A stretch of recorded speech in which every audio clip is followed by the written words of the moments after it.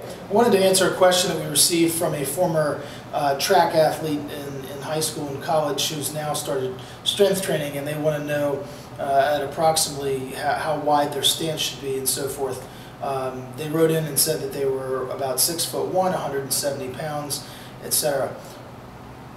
First of all, it's really difficult for me to recommend any specific squat stance or width between your feet without actually seeing you in person, or at the very least seeing you on video performing a squat. It's difficult for me to make recommendations on that, but judging from the statistics that you gave me as far as being 6'1" and 170, it sounds like you're obviously tall and rather lean, you know, perhaps ectomorphic, if you will.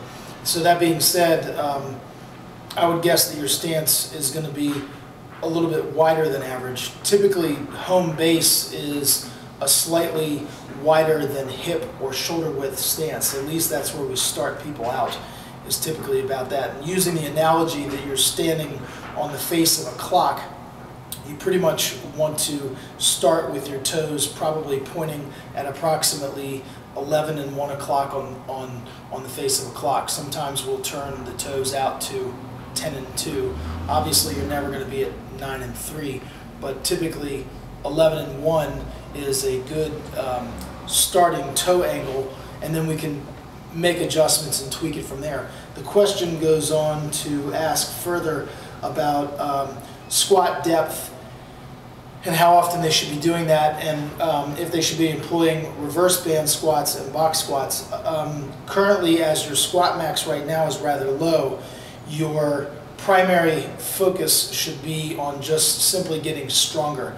And the way that you're going to do that is to squat more, period.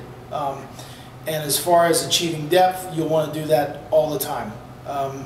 There's little advantage, nor would I really espouse squatting high or above parallel on any kind of regular basis. It may have limited application, but for what it sounds like you're trying to achieve in strength training, I would recommend achieving a full range of motion with all of your squats, and you probably want to be squatting at least twice per week in the beginning so that you can begin to maximize the skills associated with squatting and simply get stronger. And I would continue this until you push your squat up probably another 100 pounds or so, and then, and only then, should you be considering some reverse band squatting and some box squatting. But right now you just need to get your whole system stronger as a whole, and once you can do that, then you can begin to venture out into some of the more specific assistance exercises.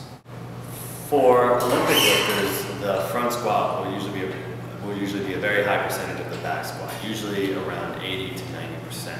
And the reason this is because in Olympic lifting, we strive to perform our squats identically in terms of torso position, depth, etc.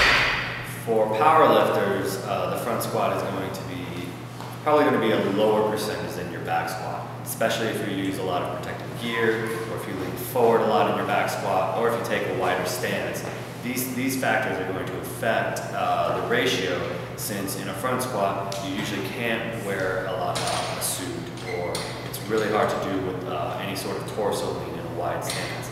So for powerlifting, the percentage will be much lower. Ideally, in terms of Olympic lifting, 80 to 90% is the range that most lifters fall into.